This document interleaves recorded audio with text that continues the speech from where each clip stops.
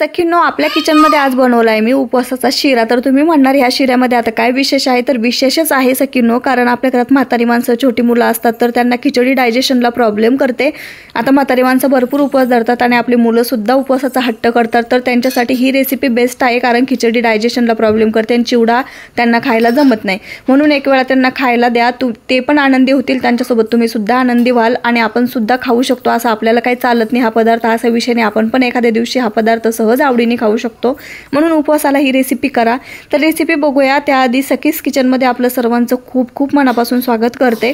तर बघू शकता मी इथे बटाट्याची साल काढून घेतली, त्याला किसून घेतलंय, पण मी एक चुकी केली, ती चुकी तुम्ही करू नका। मी इथे नवीन बटाटा वापरलाय, तो बटाटा खूप चिकट असतो आणि आपल्याला हे चिकट बटाटा परतायला खूप वेळ परतावा लागतो हा, त्यामुळे तुम्ही शक्यतो जुना जेवढा बटाटा घ्याल ना तेवढा तुमचा शिरा कितीही कमी तूप किंवा तेल वापरलं तरी तो ऑइली होईल, चिकट थोडाही होणार नाही, खायला सुद्धा चिटकणार नाही। पण ह्याची मी काळजी घेतली, ह्या सुद्धा शिऱ्याची मी काळजी घेतली की तो तोंडाला चिटकणार नाही अजिबात खाताना, आणि तुम्हाला ते कळेलच व्हिडिओमध्ये।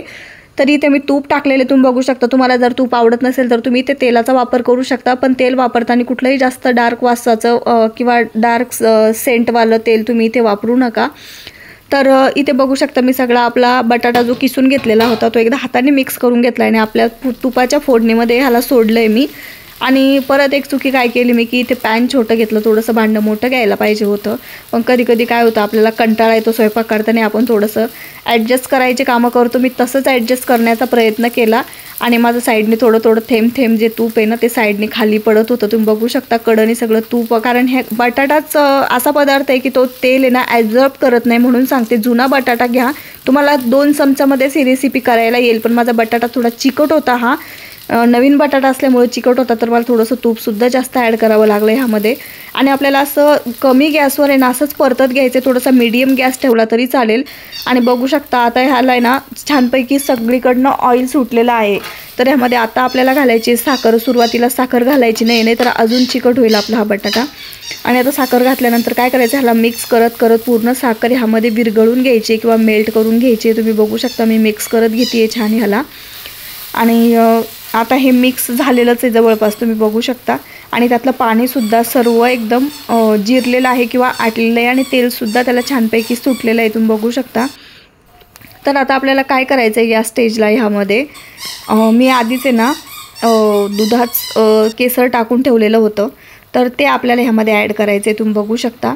आणि थोडं वाटीला चिटकलं होतं केसर, ते सुद्धा मी ह्यामध्ये घातलं, 4-5 तार त्याला चिटकले होते।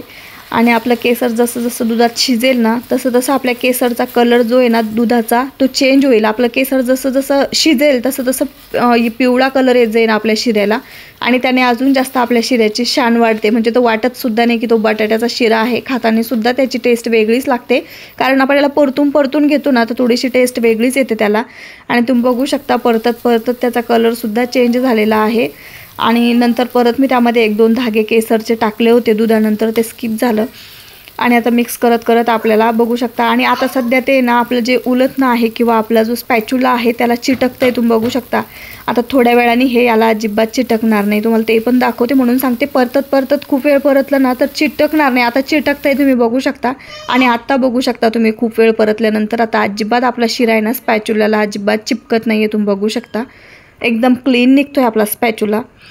तर ह्या पद्धतीने आपण जर काळजी घेतली ना कोणत्याही रेसिपीची, तर कोणतीच रेसिपी सखींनो कुठल्याच सखीला अवघड नाही आहे, फक्त आपल्याला अवघड वाटते रेसिपी, पण तेवढी अवघड नसते। आपण जर का रेसिपी दाखवल्याप्रमाणे केली तर रेसिपी कुणाचीही असो ते आपल्याला सोपी जाते, फक्त ती लक्ष देऊन करणं गरजेचं असतं। इथे प्रत्येक सखी सुगरणच आहे, इथे कोणच कमी नाही आहे कोणापेक्षा।